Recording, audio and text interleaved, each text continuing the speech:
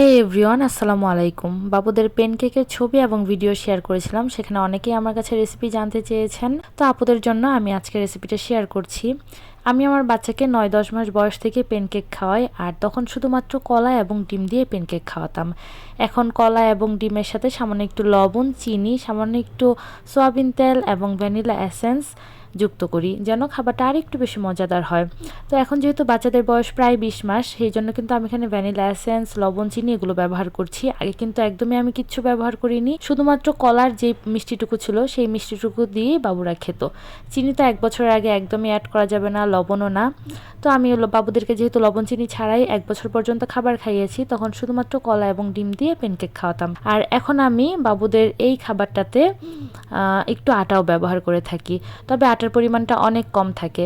তো এই যে এই পর্যায়ে দেখতে পাচ্ছেন, এখানে কিন্তু বাচ্চাকে চাইলে আটা না দিয়ে এখানে ওটসও ব্যবহার করতে পারেন। আমি ওটস দিয়েও পেনকেক খাওয়াতাম, মাঝে মাঝে হোমমেড সেরেলাক দিয়েও পেনকেক বানিয়ে দিই। এক এক দিন এক একভাবে দিই, যেন বাচ্চারা খাবারটাকে একটু আলাদা টেস্ট পায়। জিনিস কিন্তু একই, মানে উপকরণ একই, কিন্তু টেস্টটা একটু আলাদা হবে। তো সেই জন্য বাচ্চাকে চেষ্টা করি, বাচ্চারা যেহেতু নতুনত্ব পছন্দ করে সেই জন্যই। তো এই যে এখন আমি আটা দিয়ে নিলাম। আমার বাবুরা মাশাআল্লাহ কেক খেতে পছন্দ করে, তবে একই রকমভাবে যদি বানিয়ে দিই তাহলে দেখা যাবে এত মজাদার, এত হেলদি একটি খাবার তারা হয়তোবা আর খেতে চাইবে না। আমার বাচ্চারা আসলে এরকমই, শুধু আমার বাচ্চা না, সব বাচ্চারাই কিন্তু এরকম একই খাবার খেতে পছন্দ করে না। তো সেম উপকরণ দিয়ে আমি যদি একটু অন্যভাবে বানিয়ে দিই তাহলে কিন্তু বাচ্চা ঠিকই খেয়ে নেয়। আজকে যেমন আমি কলা ব্যবহার করেছি, ডিম দিয়েছি, আরেকদিন দেখা যাবে শুধুমাত্র আমি ডিম আর আটা আর সামান্য একটু চিনি দিয়ে বানিয়ে ফেলবো, আর কিছুই দিব না। তো আবার একদিন দেখা যাবে যে কলা, ডিম, আটা সাথে একটু ভ্যানিলা এসেন্স, এই যে ভ্যানিলার একটা ফ্লেভার থাকবে, এই সব কিছু দিয়ে বানিয়ে দেই। আবার মাঝে মাঝে কি করি, সামান্য একটু আটা, একটা ডিম, সামান্য একটু মরিচ হলুদের গুঁড়ো দিয়ে চাপটি পিঠার মতো করে বানিয়ে দিই। সেটা আবার একটু ঝাল ঝাল খেতে হয়, ওটাও কিন্তু বাচ্চারা মাঝে মাঝে খায়।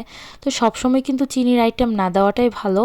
তো চিনিযুক্ত খাবার বাচ্চারা পছন্দ করে ঠিকই, মানে মিষ্টি জাতীয় খাবার আমার বাচ্চারা অনেক পছন্দ করে, সব বাচ্চারাই পছন্দ করে, কিন্তু মিষ্টি জাতীয় খাবার যত কম দেওয়া যায় ততই ভালো। তো আমার বাচ্চারা যেহেতু কেকটা খায়, সেজন্য আমি চেষ্টা করি যে কলা আর ডিমের পরিমাণটা একটু বেশি দিয়ে আটার পরিমাণটা যেন কম হয়। আমার মেয়েটা ইদানিং কলা একদমই খেতে চাচ্ছে না, এভাবে পেনকেক বানিয়ে দিলে ঠিকই খেয়ে ফেলে। আর এই যে দেখতে পাচ্ছেন, আপনাদের সাথে গল্প করতে করতে আমার কেক একদম রেডি।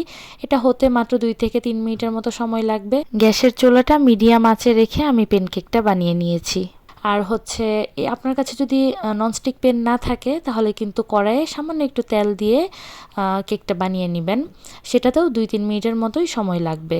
তো এটা খুবই হেলদি আর মজাদার একটি খাবার, বাচ্চারা কিন্তু খেতেও খুব পছন্দ করে। আপনি জাস্ট আপনার বাচ্চাকে একবার বানিয়ে দিন, দেখবেন অবশ্যই বাচ্চা খুব মজা করে খাবে।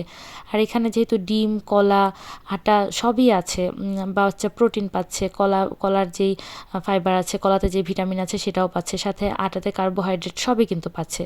খুবই সিম্পল আর হেলদি একটি রেসিপি আপনাদের সাথে শেয়ার করলাম। কেমন লাগলো অবশ্যই কমেন্ট করে জানাবেন। যদি ভালো লাগে একটি লাইক করবেন, কমেন্ট করে জানাবেন। আর এরকম ছোট্ট সিম্পল রেসিপি পেতে অবশ্যই আমার পেজটি ফলো দিয়ে রাখবেন। আজকে বিদায় নিচ্ছি, আমার বাচ্চাদের জন্য দোয়া করবেন। আল্লাহ হাফেজ।